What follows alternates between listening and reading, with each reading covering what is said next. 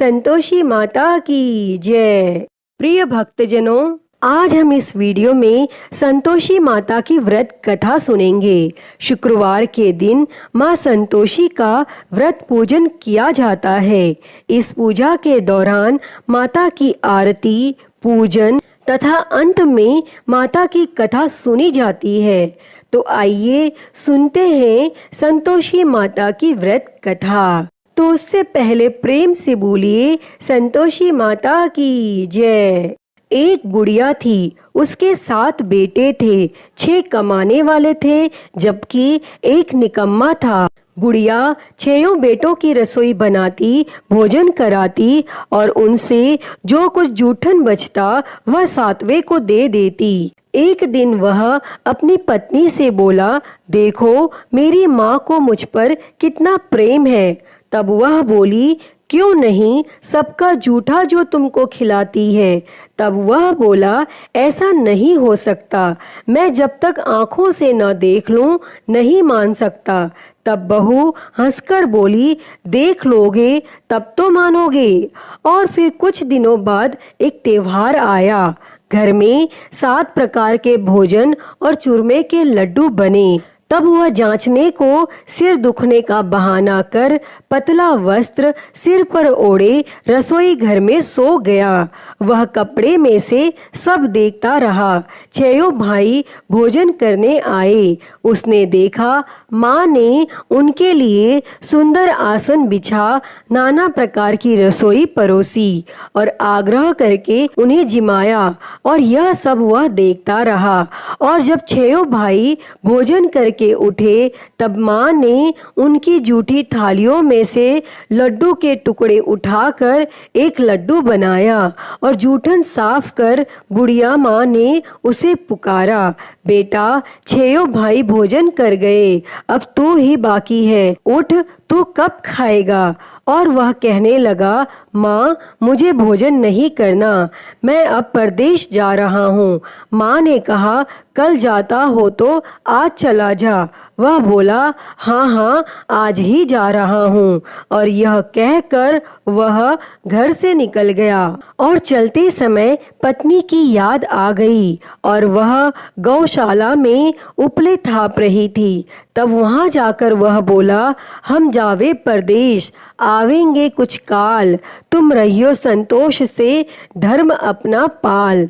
तब वह बोली, जाओ पिया आनंद से रहो, हमारो सोच हटाए, राम भरोसे हम रहे, ईश्वर तुम्हें सहाय। 2 निशानी आपन देख धरू मैं धीर, सुधी मति हमारी बिसारियो, रखियो मन गंभीर।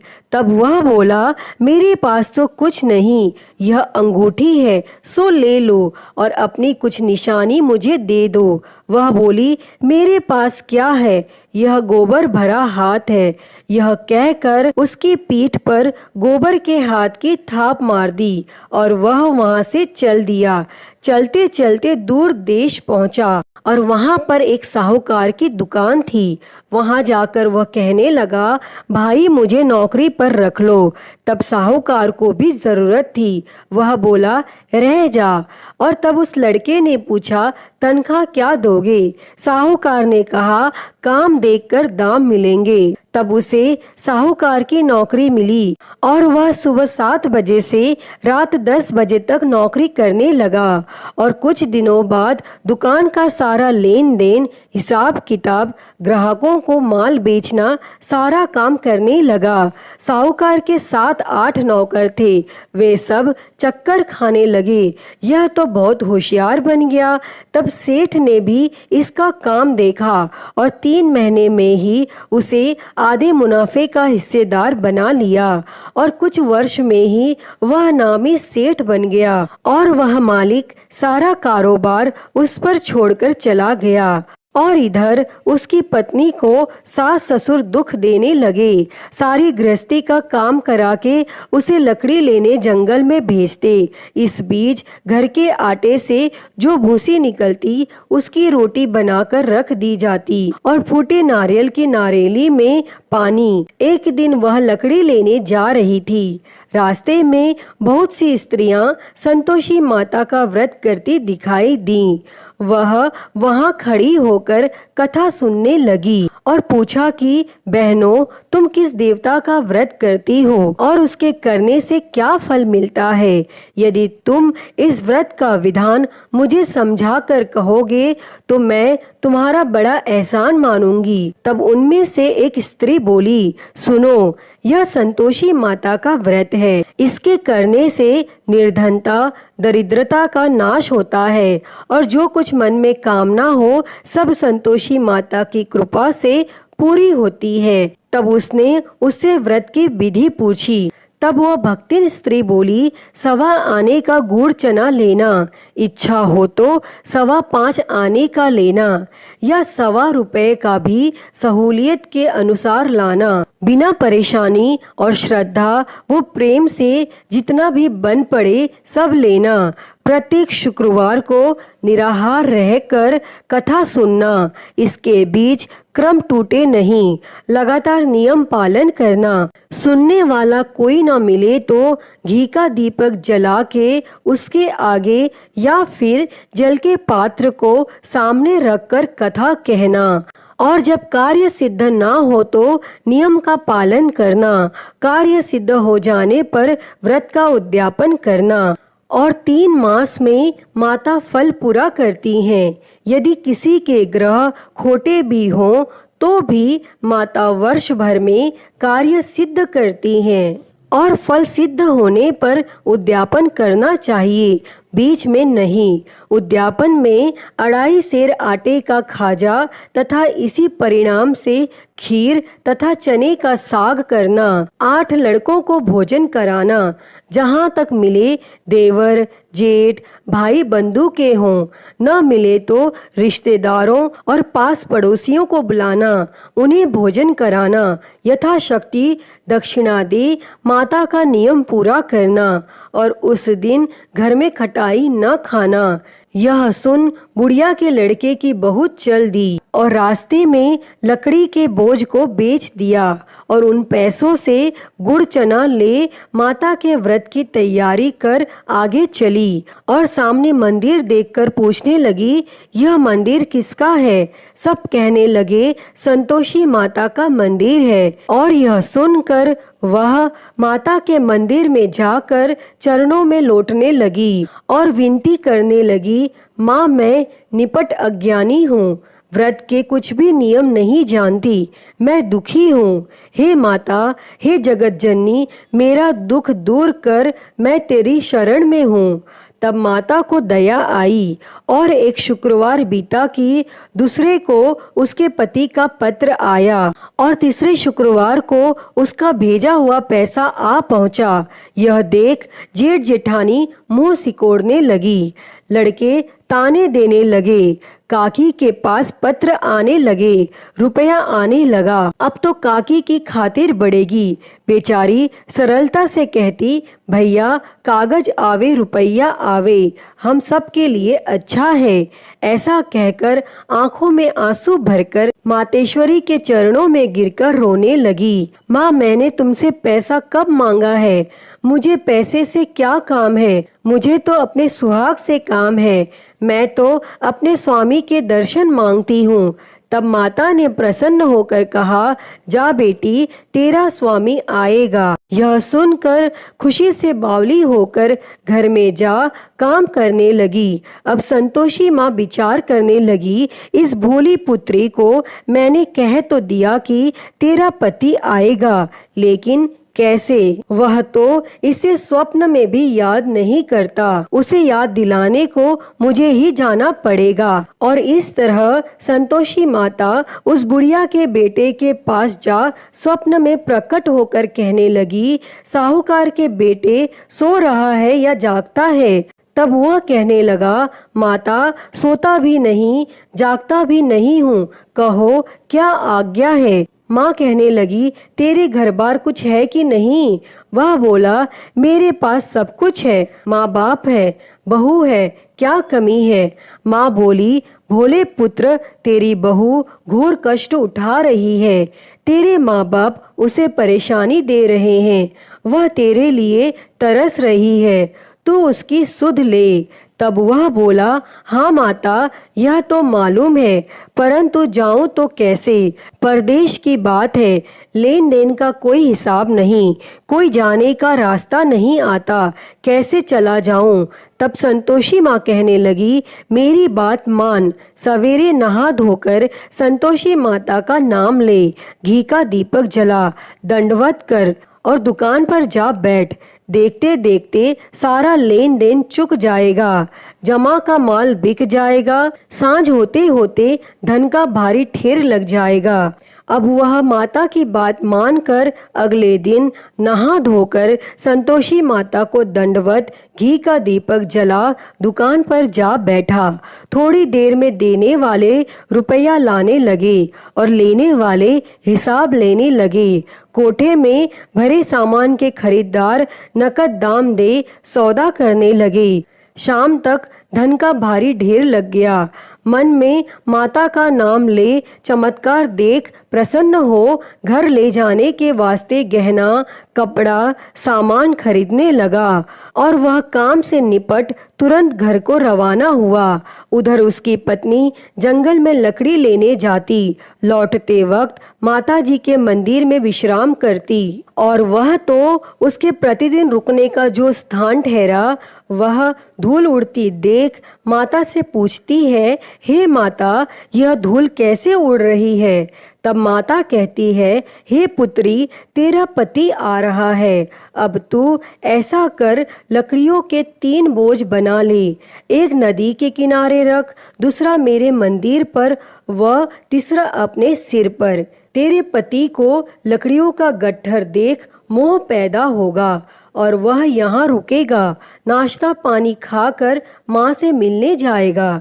तब तू लकड़ियों का बोझ उठाकर जाना और चौक में गट्ठर डालकर जोर से आवाज लगाना, लो सासू जी, लकड़ियों का गट्ठर लो, भूसी की रोटी दो, नारियल के खेपड़े में पानी दो, आज मेहमान कौन आया है। तब उसने संतोषी माता से बहुत अच्छा कहकर वह प्रसन्न मन से लकड़ियों के 3 गट्ठर बनाती है, एक नदी के किनारे पर और एक माता जी के मंदिर पर रखती है। इतने में मुसाफिर आ पहुंचा। सूखी लकड़ियां देख उसकी इच्छा उत्पन्न हुई कि हम यहीं पर विश्राम करें और भोजन बनाकर खा पीकर गांव जाएं। और इस तरह रुककर भोजन बना, विश्राम करके वह गांव को गया, सबसे प्रेम से मिला। उसी समय सिर पर लकड़ी का गट्ठर लिए वह उतावली सी आती है, लकड़ियों का भारी बोझ आंगन में डालकर जोर से 3 आवाज देती है, लो सासू जी, लकड़ियों का गट्ठर लो, भूसी की रोटी दो, आज मेहमान कौन आया है। यह सुनकर उसकी सास बाहर आकर अपने दिए हुए कष्टों को भुलाने हेतु कहती है, बहू, ऐसा क्यों कहती है? तेरा मालिक ही तो आया है, आ बैठ, मीठा भात खा, भोजन कर, कपड़े गहने पहन। उसकी आवाज सुन उसका पति बाहर आता है, अंगूठी देख व्याकुल हो जाता है। माँ से पूछता है, माँ यह कौन है? माँ बोली, बेटा यह तेरी बहू है, जब से तू गया है तब से सारे गांव में भटकती फिरती है, घर का काम काज कुछ नहीं करती, 4 पहर आकर खा जाती है। वह बोला, ठीक है माँ, मैंने इसे भी देखा और तुम्हें भी, अब दूसरे घर की ताली दो, उसमें रहूंगा। माँ बोली, ठीक है, जैसा तेरी मर्जी। तब वह दूसरे मकान की 3री मंजिल का कमरा खोल सारा सामान जमाता है। एक दिन में राजा के महल जैसा ठाट बाट बन गया। अब क्या था, वह सुख भोगने लगी। और इतने में शुक्रवार आया। उसने पति से कहा, मुझे संतोषी माता के व्रत का उद्यापन करना है। पति बोला, खुशी से कर लो। वह उद्यापन की तैयारी करने लगी। जेठानी के लड़कों को भोजन के लिए कहने लगी। उन्होंने मंजूर किया, परंतु पीछे से जेठानी ने अपने बच्चों को सिखाया, देखो भोजन के समय खटाई मांगना। जिससे उसका उद्यापन पूरा न हो। और लड़के जिमने आए, खीर खाना पेट भर खाया, परंतु बाद में खाते ही कहने लगे, हमें खटाई दो, खीर खाना हमको नहीं भाता, देखकर अरुचि होती है। वह कहने लगी, भाई खटाई किसी को नहीं दी जाएगी, यह तो संतोषी माता का प्रसाद है। तब लड़के उठ खड़े हुए, बोले, पैसा लाओ। भोली बहू कुछ जानती नहीं थी, उसने पैसे दे दिए। तब लड़के उसी समय हट करके इमली खटाई ले खाने लगे। यह देखकर बहू पर संतोषी माता ने कोप किया। राजा के दूत उसके पति को पकड़कर ले गए। जेठ जेठानी मनमाने वचन कहने लगे, लूट लूट कर धन इकट्ठा कर लाया है, अब सब मालूम पड़ जाएगा जब जेल की मार खाएगा। तब बहू से यह सहन नहीं हुआ और वह रोती हुई संतोषी माता के मंदिर गई और कहने लगी, हे माता, तुमने क्या किया? हंसाकर अब भक्तों को रुलाने लगी। तब माता बोली, बेटी तूने उद्यापन करके मेरा व्रत भंग किया है। तब वह कहने लगी, माता, मैंने कुछ अपराध नहीं किया है, मैंने तो भूल से लड़कों को पैसे दे दिए थे, मुझे क्षमा करो, मैं फिर से तुम्हारा उद्यापन करूंगी। तब संतोषी माता बोली, अब भूल मत करना। तब वह कहती है, अब भूल नहीं होगी, अब बतलाओ वे कैसे आवेंगे? माँ बोली, जा पुत्री, तेरा पति तुझे रास्ते में आता मिलेगा। वह निकली, राह में पति आता मिला।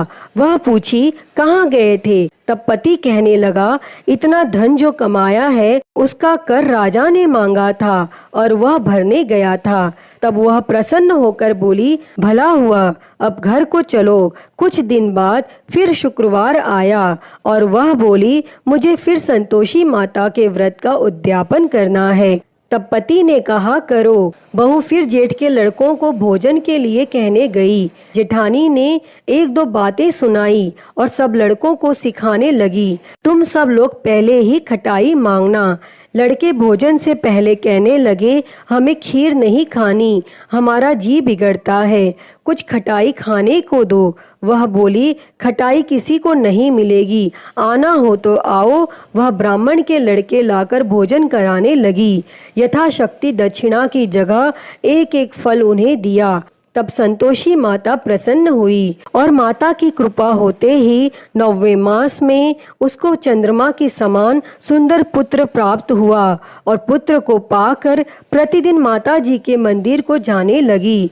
तब संतोषी माता ने सोचा, यह तो रोज आती है, आज क्यों न इसके घर चलूं। और यह विचार कर माता संतोषी ने भयानक रूप बनाया। गुड़ चने से सना मुख, ऊपर सूंड के समान होठ, उस पर मक्खियां भिन भिन कर रही थी। दहेली पर पैर रखते ही उसकी सास चिल्लाई, देखो रे, कोई चुड़ैल डाकिनी चली आ रही है, हे लड़कों इसे भगाओ, नहीं तो किसी को खा जाएगी। और तब लड़के भगाने लगे, चिल्लाकर खिड़की बंद करने लगे। बहू रोशनदान में से देख रही थी, प्रसन्नता से पगली बन चिल्लाने लगी, आज मेरी माता जी मेरे घर आई हैं। वह बच्चे को दूध पीने से हटाती है। इतने में सास का क्रोध फट पड़ा। वह बोली, क्या उतावली हुई है? बच्चे को पटक दिया और इतने में माँ के प्रताप से लड़के ही लड़के नजर आने लगी। वह बोली, माँ, मैं जिसका व्रत करती हूँ यह संतोषी माता है। तब सब ने माता जी के चरण पकड़ लिए और विनती कर कहने लगे, हे माता, हम मूर्ख हैं, अज्ञानी हैं, तुम्हारे व्रत की विधि हम नहीं जानते, व्रत भंग कर हमने बड़ा अपराध किया है। जगमाता, आप हमारा अपराध क्षमा करो। और फिर इस प्रकार संतोषी माता प्रसन्न हुई।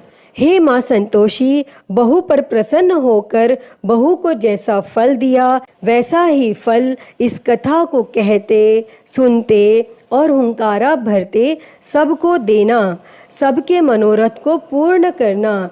तो प्रेम से बोलिए, संतोषी माता की जय। प्रिय भक्तजनों, मैं उम्मीद करती हूँ कि आपको यह संतोषी माता की व्रत कथा पसंद आई होगी और अगर वीडियो अच्छी लगी हो तो इसे लाइक करें, ज़्यादा से ज़्यादा शेयर करें और कमेंट बॉक्स में संतोषी माता की जय लिखना ना भूलें। और हरिहर भक्ति चैनल पर आप नए हैं तो इस चैनल को सब्सक्राइब कर नोटिफिकेशन बेल को ज़रूर ऑन कर लें। हर हर महादेव। धन्यवाद।